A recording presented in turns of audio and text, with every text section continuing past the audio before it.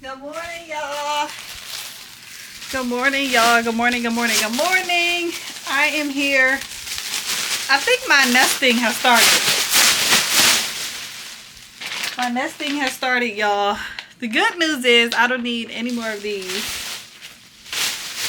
I literally did all of my rows again, so that's good. I have to put all this stuff in storage. I'm throwing away a lot of crap. I gotta put all this stuff in storage. I'm throwing away so much, y'all. But I was on the phone earlier with my students, guys, from my program.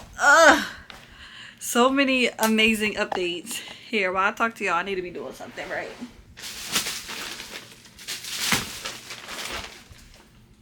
And so many good updates. So Angelique was telling me how she is. Do I want to tell their business? Of course I do. Angelique was telling me how she is back in school. And why does not staying up for me? All right, Angelique was telling me how she's back in school and she feels really good about it. She was explaining how she is just working hard, just learning about different investments and what she can be doing. Then I called Daisha. Guys, Daisha is killing it, okay? She has a social media management client. She got a job as a social media manager, like in the corporate space. She is going out in her city to different networking events and finally putting herself out there. She even wants to start building a team, so we talked a little bit about that. She did lose a friend in the process, but I always say when you start to lose people and people start to naturally just trickle off, your friend group starts to dwindle down, that means that you are more focused. That says a lot more about you and your intentions and where you are in life. Allow those friendships to die naturally. Allow people to just stay where they're at. Allow people to blame you. Get used to being the bad guy and being the victim, especially when you start making money, especially when you start wanting more for yourself. You'll realize that your appetite and what makes you cringe, what turns you off, I mean, everything is going to change in your life when you start putting yourself first, when you start making more money and you just seriously want to do better. What was normal for you in your life won't feel normal anymore. You'll get sick and tired of the same routine, the same excuses, the same feelings, the same letdowns, the same disappointments. Being broke is exhausting. Okay? Being broke is exhausting. And that's financially, mentally, and emotionally. It's draining. It's a very hard life. And when you decide to stop making excuses and do something about it, people who are not ready to get out of their own funk, people who are not ready to get out of their own misery, people who are not ready to take accountability for where they are in life and how they feel and how much money they have in their bank account, they'll just blame you. And they'll say things like, you think you're better than everybody, you think you're better than me, you're always bragging. Sorry, babes. Oh, somebody's called me. So yeah, guys, I had a good conversation with Daisha. Literally just reminding her, like, as you try to do better for yourself, it's going to piss people off. And what I'm learning about people is that they have their own cycles that they need to break. They have their own insecurities. They have their own shit going on. Like, a lot of people don't even realize how much they project onto other people. So I'm happy to hear that my girl is doing well. I don't know what this is. Oh, that's for the Tesla. And today I was just like, you know what? We are going to deep clean this entire closet. While I'm home alone, I don't have the babies. My husband is out of town. I'm throwing a lot of stuff away. I hate clutter, guys. I hate when there's a lot everywhere. But let me tell you guys about my new saving strategy. Oh, I guess I shouldn't show y'all where I have the money, huh? All right, so that was very dumb. So this is my new thing, y'all. Moving forward, So I want to start saving cash. Obviously the world is crazy, things happen. And with everything going electronic, I just feel like there's going to be times where we will need cash and nobody will have it. How many times do you just ask people in the room, like, do you have $5, $10, $20 on you? And a lot of people say no because they don't carry cash. Everything is, you know, your cards. So I was like, okay, every time I get paid, I'm going to put some cash aside and put it in my little Juicy Couture book. But what I realized is that I never have cash. And I'm not just going to go to the bank every time I get paid and take it out. So now what I do, guys, is every time I'm at the grocery store getting my nails done, the gas station, I mean anywhere where when you swipe your card and it asks you, do you want cash back? I always select yes now, and I always ask for $10. And I do this every single time, no matter where I'm at. I'll ask for $10 and then I'll put the $10 up. So that's also a very good habit, guys, to do when you want to start saving cash, but you know that you actually never have cash on you, is to go ahead whenever the credit card reader asks you for cash back, say yes and take out 10, 20, you know, $40. Now we are at the supermarket. Publix. Publix. And I'm so tired. I feel like we did so much stuff today. What you think? So much of stuff. Oh, here go the cheese, Mom. Huh? Here goes the cheese. What kind my mom get? I don't know. Hey, Mom, can we please get one of those popsicles? Which one do you want? Those ones, the Ninja Turtle. The Ninja Turtle? Let's do SpongeBob. I don't know if you're gonna like these, Mom. They're straight cheese. Huh? They're straight cheese. You wanna see if they got the yogurt instead? Wait, what are they anyways? There's cheese for Mom. For me. But you wanna go see if they have the yogurt? Butter? No. Look at those. What you see? The donut. I see them right there. You See like that kind? the sugar donut. But you don't know, so. It's sugar on top of the donut. It's chocolate too. Okay. Get back there. So why are we doing two different? Mine passed it. What? Oh wait, cause the kind you like is down here too. Look, these right here. You want any of these? Yeah. What kind you like? I want the party muffins and then get those. Party muffins here. Okay, what kind do you like over here? Because we didn't have party muffins in 3 days yesterday. Oh, Mom, go back, go back, go back. What's that? Go. What's that? Buns, butter, frozen fries, watermelon slices. I think that's it. Hey guys, don't mind my hair, okay? I'm done cleaning and I feel so good, y'all. Like, the closet looks so good. Put this down here. So after I was cleaning earlier, y'all, I ordered some tacos and then I went to sleep for like 4 hours. I didn't even plan on going to sleep. And then DC texted me. I'm not gonna lie, these last 3 or 4 days flew by.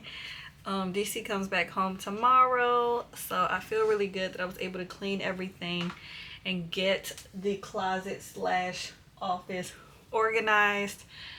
So I put all of our latest mail in here, guys. Usually we used to keep all of our tax stuff in here, and I switched it up and I put all of our recent mail up in here. And so while I was going through the mail, guys, there was so much mail that we were just saving for nothing. So I went ahead and threw out a lot. I'm talking like cleaned out all of our paperwork, all of our drawers, all of those like miscellaneous things. I had to figure out what I wanted to do with it and make sure everything just had a place. I think tomorrow we're going to go to Tomorrow we're gonna go to the store so I can get a few containers. But the last thing I have to do is do our bedroom, which is gonna be really easy because we don't really keep much in the bedroom. And then our bathroom I have to bust down tomorrow, and then I'll be done. But as I was going through our mail, guys, I seen that our property taxes for both of our properties came, and the one downtown, I think it was like $5,000, and then the one here was like, I think it was $4,000. And so I called DC, and he was like, oh no, they take that out of our mortgage monthly. Like, it's already set up in an escrow account. Like, that money is already sitting there. We don't have to pay, out of pocket. Like, that money is already, it's a done deal. Like, we don't have to do anything. And I was like, oh, okay, baby dad. So I didn't know. So that made me feel good that he already had that checks, those checks and balances already set up. So make sure, if any of you guys are a homeowner, if you're new, you just bought a home, now's the time where you should be getting your property taxes in the mail. Make sure you have that set up where when you pay your mortgage, like, your taxes are set up along with your mortgage if you want to, just to make it easier. And you have that escrow account, so your tax bill can just take the money right out of that escrow account and you could be done. Okay. But I was talking to my students this morning, and I just had such a refreshing conversation. I mean, one of my students was like, Miss Brittany M., she literally asked me a question, and I swear the Lord was speaking through her, and she was like, what if you just went all in again and you just bet it on yourself again and you opened up a social media marketing agency? Because my students want to work for me or work with me so bad. They see my potential. They know that I'm good at what I do, and in their minds it's like, okay, I've trained them to be social media managers, but if I were to go ahead and get these clients, then they can just work with me, and we can really do this thing. And I'm starting to really think about it because it just keeps coming up over and over and over again. So that was one thing I was like talking to my husband about, and he always says it. He's like, girl, you should be a full-time influencer. You should be a full-time business owner. Like, you should be doing a damn thing. My husband's literally just waiting for me to just go all in and build my own company. But I will say I'm very proud of my timeline, and this second baby is definitely showing me that I am going to need to do two things. I am going to need to be in control of my time and my schedule day to day, and I am also going to need to double my income, because obviously when we bring another baby into the mix, you have another life that you have to invest into and you have to fund. And I just have bigger goals for my children, especially with like the way the world is just working right now. Either I need more time so I can homeschool my children, or I need double the money so I can put them in private school. And it's so interesting because I'm listening to all of these podcasts. Y'all know I only read finance books. And when I think of like generational wealth, it's not even about leaving my children money. I want to be able to fund their education and their experiences and their travel, and being able to get them in the right rooms so that they can go out into the world and build what they want to build and do what they want to do, and have the resources to be able to just go for whatever and bet on themselves. So it's not like I want to work so hard to leave millions of dollars, and I'm not one of those people, and I want money for my grandkids and for generations to come. Like, no. Let me enjoy my money while I'm living, okay? Let my children benefit off of my money, and through everything they're going to learn, everything they're going to see, everything I'm going to expose them to, and then they can take that and run with it. So that's kind of how I look at generational wealth.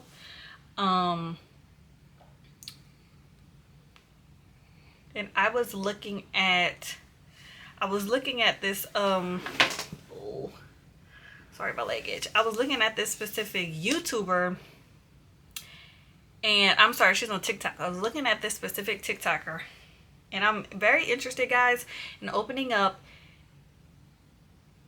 some type of brick and mortar business that's an essential, that's a business I can run offline. So that's been like my biggest thing. Like by 30, I want a business I can run offline. That's a brick and mortar that is considered like a need-based business. And I found this girl on TikTok, and she was running a shipping center. So you know how like people have a FedEx franchise or maybe like a UPS store. She owned a shipping center, and she basically, ships packages. And I was like, oh, this is so perfect. Everybody is digital. Everybody runs a business. Everybody is always returning stuff, shopping online. E-commerce has boomed since, COVID. And I was like, this is what I'm going to do. But y'all, I had to think long and hard about the type of life I want to live. Y'all remember, this is what you have to think about. The first thing I thought about is when you think of people who own FedEx stores in those type of businesses, number one, usually they're immigrants.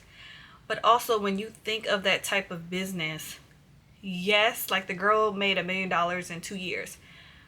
But her and her family eat, breathe, sleep that business.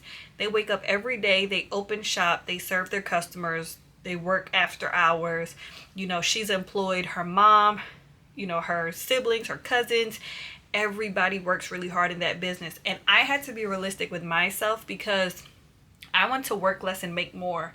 I don't want to go from corporate to owning something where I have to physically show up every day, all day. Like the girl was even explaining how, when you own a business, you can't afford to go on vacations. You can't afford to call out of work. Like if she doesn't show up, her business doesn't run. And yes, she has her family, but now her family is running this business full time. I was even doing my research, and a lot of the business owners who own shipping centers, we're talking about how hiring is so hard, trying to find staff 24/7. Because remember, when you have a brick and mortar, your business has to stay open. Your business has to run. So if your hours are Monday through Saturday, 9 to 5, 9 to 6, 9 to 7, you need somebody that's going to be there, from 8 to 8, Monday through Saturday. And that's also a lot of payroll. And if you want to avoid paying someone, then you need to be the one showing up, and your family needs to be the ones helping you. And so I was like, oh yeah, that's literally me hustling backwards, because I don't want a business where I have to physically show up all day, every day. I just think some businesses are very demanding, and the reward is great, but the commitment is just doesn't align with the life I'm trying to live. So make sure you guys are thinking about that when you are trying to figure out the type of business to open. What is this? What did I get a ticket for now, y'all? Oh, Peach Pass. So yeah, that's all I've been thinking about, y'all.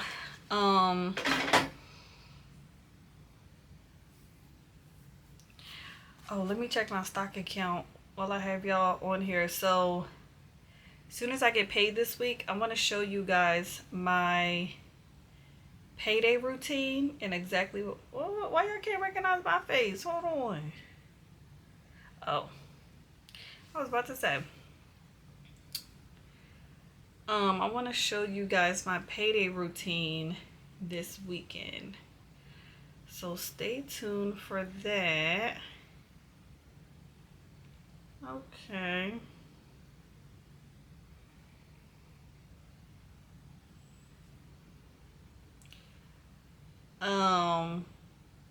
and we're going to talk a lot about finances this week, so stay tuned for that. But I have some podcasts that I would love for you guys to listen to. What is this? And I have like some YouTube videos I would love you guys to watch, just if you need that motivation, if you want to learn more about finances, if you want to understand personal finance a little bit more. Let me know if you guys want me to drop that, because I can start sharing those links in the description. Last thing, I finally completed the baby's registry. So I created an Amazon registry. So if any of you aunties would like to contribute to the registry, please make sure you leave a note, whether it's like your YouTube channel, your Instagram page, your email, your phone number, whatever. Leave a note. Let me know who it is. You know, just so I can reach out to you, thank you, follow you, you know, the whole thing. So I have the baby's registry available. And yeah, I'm about to head to bed, y'all. I am so tired. So I'll talk to you guys tomorrow. Bye.